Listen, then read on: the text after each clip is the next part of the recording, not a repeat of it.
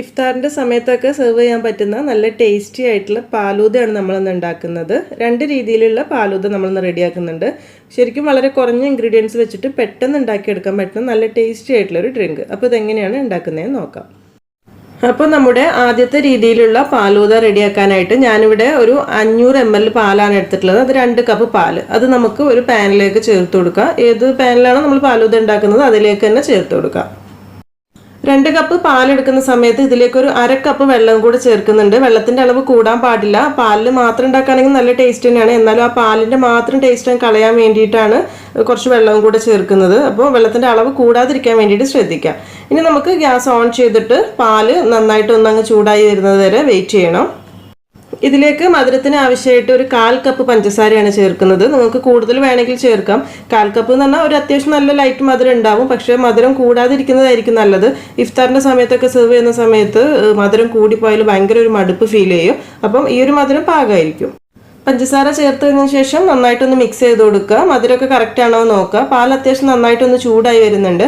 ഈ സമയത്ത് നമുക്ക് ഇതിലേക്ക് ഒരു 2 ടേബിൾ സ്പൂൺ പാൽപ്പൊടി, 2 ടേബിൾ സ്പൂൺ പാൽപ്പൊടി എടുക്കുന്ന സമയത്ത് ഒരു 2 ടീസ്പൂൺ റവ ടേബിൾ സ്പൂൺ അല്ല 2 ടീസ്പൂൺ ആണ് കേട്ടോ. ഇനി ഇതിലേക്കൊരു 2-3 ടേബിൾ സ്പൂൺ സാധാരണ പച്ചവെള്ളവും കൂടെ ചേർത്തിട്ട് നന്നായിട്ടൊന്ന് മിക്സ് ചെയ്ത് കൊടുക്കുക. കട്ടയൊന്നുമില്ലാതെ നന്നായിട്ടൊന്നങ്ങ് ഉടച്ചെടുക്കുക.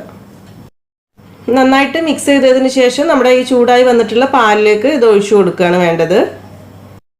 ഇതൂടെ ചേർത്തിട്ട് നന്നായിട്ട് എല്ലാം കൂടെ ഒന്ന് മിക്സ് ചെയ്ത് യോജിപ്പിച്ചെടുക്കുക. നമ്മുടെ റവ ഒന്ന് വെന്ത് വരും ഈ പാല് തിളയ്ക്കുന്ന സമയം കൊണ്ട്. അപ്പോൾ റവ കൂടുതൽ വേണ്ടാന്ന് പറയാൻ കാരണം സാധാരണ നമ്മൾ തരിക്കഞ്ഞി ഉണ്ടാക്കുന്ന അത്രയ്ക്കൊരു തിക്നെസ് ഇല്ല ഈ ഒരു പാലൂദയ്ക്ക് ഉണ്ടാക്കുന്ന സമയത്ത്. തരിക്കഞ്ഞിയുടെ അത്രയ്ക്കൊരു റവയുടെ ആവശ്യം വരുന്നില്ല. പാല് നന്നായിട്ട് തിളച്ച് കഴിഞ്ഞാൽ പിന്നെ ചെറിയ തീയിലിട്ടിട്ട് 1-2 മിനിറ്റ് കൂടെ അങ്ങ് തിളപ്പിച്ചാൽ മതി. ഒരുപാട് കുറുകി വരേണ്ട ആവശ്യമൊന്നുമില്ല. നല്ല സ്മൂത്തായിട്ട് കുടിക്കാൻ വേണ്ടിയിട്ടാണ് നമുക്ക് ഈ ഡ്രിങ്ക്. അപ്പോൾ അതുകൊണ്ട് തന്നെ അത്യാവശ്യം റവ വെന്ത് വന്നിട്ടുണ്ടാവും ഈ ഒരു സമയത്ത്. അപ്പോൾ ഈ ഒരു തിക്നെസ് മതി. ഇനി കുറച്ചുകൂടെ തിക്ക് വേണമെന്നുണ്ടെങ്കിൽ ഒരു 1-2 മിനിറ്റ് കൂടെ അങ്ങ് തിളപ്പിച്ചാൽ മതിയാകും. ഈ സമയത്ത് നല്ലൊരു ഫ്ലേവറിന് വേണ്ടിയിട്ട് ഒരു 2 പിഞ്ച് ഏലക്കാപ്പൊടി കൂടെ ചേർത്ത് കൊടുക്കുക. ഒരുപാടൊന്നും വേണ്ട കേട്ടോ. നമ്മൾ പായസത്തിലിടുന്ന അത്രയ്ക്കൊന്നും ഏലക്കയുടെ ആവശ്യമില്ല. ഇനി പൊടിയായിട്ട് കയ്യിലില്ല എന്നുണ്ടെങ്കിൽ നമ്മൾ പാൽ ആദ്യം തിളപ്പിക്കുന്ന സമയത്ത് തന്നെ ഒരു 1-2 ഏലക്ക ആദ്യം ഇട്ടങ്ങ് തിളപ്പിച്ചെടുത്താലും മതിയാകും. അതുപോലെ ഇതിൻ്റെ മധുരം ഒന്നങ്ങ് ബാലൻസ് ചെയ്യാൻ വേണ്ടിയിട്ട് ഒരു നുള്ളു ഉപ്പ് കൂടെ ചേർക്കുന്നുണ്ട്. ഉപ്പ് എടുക്കുന്ന സമയത്ത് കൂടിപ്പോവാനേ പാടില്ല. ഒരൊറ്റ പിഞ്ച് മാത്രം മതി. ആ മധുരം കറക്റ്റ് ഒന്ന് ബാലൻസ് ചെയ്ത് നല്ലൊരു ടേസ്റ്റ് കിട്ടാൻ വേണ്ടിയിട്ട്. അപ്പോൾ ഇത്രയേ ഉള്ളൂ നമ്മുടെ ഈ ഒരു പാലൂദ എന്ന് പറയുന്നതിൻ്റെ ഫസ്റ്റ് സ്റ്റേജ്. ഇനി ഇതിലേക്ക് നമുക്ക് കുറച്ച് ചെറിയുള്ളി ഒന്നങ്ങ് നെയ്യിൽ വറുത്തൊഴിക്കാനുണ്ട്. അതുകൂടെ കഴിഞ്ഞാൽ ഈ ഒരു പാലൂദ റെഡിയാകും. അപ്പോൾ ഇതൊരു സൈഡിലേക്ക് മാറ്റി വെച്ചിട്ട് നെയ്യിൽ ഒരു ഇത്തിരി ഉള്ളി വറുത്തെടുക്കാൻ വേണ്ടിയിട്ടുള്ള ഒരു പാൻ വെച്ച് ചൂടാക്കിയെടുക്കാം. ഇതിലേക്ക് പാൻ ചൂടാവുന്ന സമയത്ത് ഒരു ടേബിൾ സ്പൂൺ നെയ്യ് ഒഴിച്ചു കൊടുക്കുക. നെയ്യ് ചേർക്കുന്ന സമയത്തായിരിക്കും നല്ല ടേസ്റ്റ് ഉണ്ടാവുക. നെയ്യ് ചൂടായി വരുന്ന സമയത്ത് ഇതിലേക്ക് ഒരു 1-2 ടേബിൾ സ്പൂൺ ചെറിയുള്ളി ചെറുതായി മുറിച്ചത് ചേർത്ത് കൊടുക്കുക. ചെറിയുള്ളി ആയിരിക്കും നമുക്ക് എപ്പോഴും തരിക്കഞ്ഞി പാലൂദ അതൊക്കെ ഉണ്ടാക്കുന്ന സമയത്ത് നല്ല ടേസ്റ്റ് ഉണ്ടാവുക. ഇല്ലെങ്കിൽ മാത്രം ഇത്തിരി സവോള ഒന്ന് കൊത്തി എരിഞ്ഞെടുത്താലും മതിയാകും. പക്ഷേ ചെറിയുള്ളി തന്നെ ആയിരിക്കും കേട്ടോ കൂടുതൽ ടേസ്റ്റ് ഉണ്ടാവുക. ഉള്ളി ഒന്നങ്ങ് മൂത്ത് വരുന്ന സമയത്ത് ഇതിലേക്ക് കുറച്ച് കാഷ്യൂ നട്ട്സ് ചേർത്ത് കൊടുക്കുക. നമ്മൾ ആദ്യം പറഞ്ഞതിന് പായസത്തിൽ നിന്ന് എടുക്കുന്ന അത്രയ്ക്കൊന്നും വേണ്ടി വരില്ല. കാരണം സ്മൂത്തായിട്ട് കുടിക്കുന്ന ഒരു ഡ്രിങ്ക് ആയതുകൊണ്ട് തന്നെ ഒരുപാട് കാഷ്യൂ നട്ടിൻ്റെ റൈസിൻസിൻ്റെ ഒന്നും ആവശ്യമില്ല. കുറച്ച് നല്ലൊരു ഫ്ലേവറിന് വേണ്ടി മാത്രം ഇട്ട് കൊടുക്കുക. ഇതുകൂടെ ഇട്ടിട്ട് നന്നായിട്ടൊന്ന് വറുത്തെടുക്കാം. അതുപോലെ തന്നെ ഇതിലേക്ക് ഒരു ഇത്തിരി റൈസിൻസ് നമ്മൾ മുന്തിരി കൂടെ ചേർത്ത് കൊടുക്കുന്നുണ്ട്. എല്ലാം കൂടെ കറക്റ്റ് ഒന്ന് വറവായി വരുന്ന സമയത്ത് നമ്മൾ ആദ്യം റെഡിയാക്കി വെച്ചിട്ടുള്ള പാലിൻ്റെ മിക്സിലേക്ക് ഇത് ഒഴിച്ചു കൊടുക്കുക. ഒഴിച്ച ഉടനെ തന്നെ നമുക്കിത് അടച്ചു വെക്കാം. ഇങ്ങനെ അടച്ചു വെക്കുന്നത് എന്തിനാണെന്ന് വെച്ചാൽ ആ നെയ്യിൻ്റെയും ചെറിയുള്ളിയുടെ ഒക്കെ ഫ്ലേവർ കറക്റ്റ് ആ ഒരു പാലൂദയിലേക്ക് കിട്ടാൻ വേണ്ടിയിട്ടാണ്. ഒരു 1-2 മിനിറ്റ് ഒക്കെ അടച്ചു വെച്ചതിന് ശേഷം വേണമെങ്കിൽ തുറന്നിട്ട് മിക്സ് ചെയ്ത് കൊടുത്താൽ മതി. അതല്ലാന്നുണ്ടെങ്കിൽ സെർവ് ചെയ്യുന്ന സമയത്ത് മൊത്തത്തിൽ മിക്സ് ചെയ്തിട്ട് എടുത്താലും മതിയാവും. അപ്പോൾ ഇതാണ് നമ്മുടെ ആദ്യത്തെ പാലൂദ. ഇനി നമുക്ക് രണ്ടാമത്തെ രീതിയിലുള്ളത് എങ്ങനെയാണ് തയ്യാറാക്കുന്നത് നോക്കാം.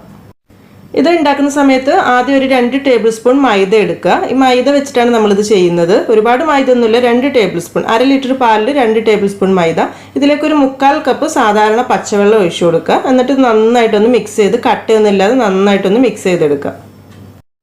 കട്ടയൊന്നുമില്ലാതെ നന്നായിട്ട് തന്നെ മിക്സ് ചെയ്തെടുത്തിട്ടുണ്ട്. ഇനി ഇതൊരു 1/2 മണിക്കൂർ റെസ്റ്റ് ചെയ്യാൻ വേണ്ടിയിട്ട് വെക്കണം. ഇതിങ്ങനെ തന്നെ അങ്ങ് വെച്ചാൽ മതി. ആ മൈദ അടിയിലേക്ക് ഒന്ന് ഊറി വരാൻ വേണ്ടിയിട്ടാണ് ചെയ്യുന്നത്. അപ്പോൾ ഇതൊരു സൈഡിലേക്ക് മാറ്റി വെക്കാം. മൈദ നമ്മൾ മിക്സ് ചെയ്ത് വെച്ച് കഴിഞ്ഞപ്പോൾ ഒരു 1/2 മണിക്കൂർ കഴിഞ്ഞിട്ടുണ്ട്. ഇപ്പോൾ അതിൻ്റെ മുകൾ ഭാഗത്ത് നമ്മൾ ഒഴിച്ചിട്ടുണ്ടായിരുന്ന വെള്ളം മാത്രം തെളിഞ്ഞ് വന്നിട്ടുണ്ട്. ആ വെള്ളം മാത്രം ഒരു പാത്രത്തിലേക്ക് അങ്ങ് ഒഴിച്ചു കൊടുക്കുക. അടിഭാഗത്തേക്കുള്ളത് പെടാതെ മുകൾ ഭാഗത്തുള്ള വെള്ളം മാത്രം അങ്ങ് ഒഴിച്ച് മാറ്റിയെടുക്കുക.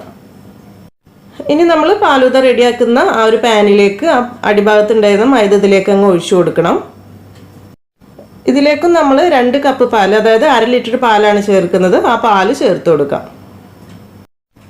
2 കപ്പ് പാൽ എടുക്കുന്ന സമയത്ത് ആദ്യം ചെയ്തതുപോലെ തന്നെ ഒരു 1/2 കപ്പ് വെള്ളം. ഇതിലൊന്നും വെള്ളം കൂടി പോവരുത്. ഞാൻ ഇത്തിരി 1/2 കപ്പ് വെള്ളം ചേർക്കുന്നത് എന്താണെന്ന് വെച്ചാൽ ആ പാലിൻ്റെ മാത്രം ടേസ്റ്റ് അങ്ങ് ഇല്ലാതിരിക്കാൻ വേണ്ടിയിട്ടാണ്. നമ്മൾ സാധാരണ പായസമൊക്കെ ഉണ്ടാക്കുന്ന സമയത്ത് അങ്ങനെയാണല്ലോ ചെയ്യാറ്. പാലിൻ്റെ മാത്രം ടേസ്റ്റ് ഇല്ലാതിരിക്കാൻ വേണ്ടിയിട്ട് ഒരു കുറഞ്ഞ അളവിൽ വെള്ളം ചേർക്കും. അതുപോലെയാണ് ഇപ്പോൾ ചേർത്തിട്ടുള്ളത്. ഇതിലേക്ക് 1 ടേബിൾ സ്പൂൺ ചെറിയുള്ളി ചെറുതായി മുറിച്ചത് ചേർത്ത് കൊടുക്കണം. ഇനി ഇതിലേക്ക് ഒരു ചെറിയ പീസ് പട്ട, സിനമൺ കൂടെ ചേർത്ത് കൊടുക്കണം. നമുക്ക് ഒരുപാടൊന്നും വേണ്ട. 1/2 ലിറ്റർ പാലിലേക്ക് ഒരു ചെറിയ പീസ്, ഒരു 1-2 പീസ് മതിയാവും. നല്ല ഫ്ലേവർ വേണമെന്നുണ്ടെങ്കിൽ 2 പീസ്, ഒരു നോർമൽ ഫ്ലേവറിനാണെങ്കിൽ 1 പീസ് തന്നെ മതിയാകും. അതുപോലെ തന്നെ നല്ലൊരു ഫ്ലേവറിന് വേണ്ടിയിട്ട് ഒരു 2 പിഞ്ച് ഏലക്ക പൊടി ചേർത്ത് കൊടുക്കുക. ആദ്യം പറഞ്ഞ പോലെ തന്നെ പൊടിയായിട്ട് കയ്യിലില്ലെങ്കിൽ 1-2 ഏലക്ക ഈ സമയത്ത് ഇട്ട് കൊടുത്താലും മതിയാകും. ഇനി ഇതെല്ലാം കൂടെ നന്നായിട്ടൊന്ന് മിക്സ് ചെയ്ത് യോജിപ്പിച്ചെടുക്കുക. അതിനുശേഷമാണ് നമ്മൾ എല്ലാം കൂടെ മിക്സ് ചെയ്തതിന് ശേഷമാണ് ഗ്യാസ് ഓൺ ചെയ്യുന്നത്. പാൽ ഒന്നങ്ങ് ചൂടായി വരുന്ന സമയത്ത് ഇതിലേക്ക് മധുരത്തിന് ആവശ്യമായിട്ട് ഒരു 1/4 കപ്പ് പഞ്ചസാര ചേർത്ത് കൊടുക്കാം.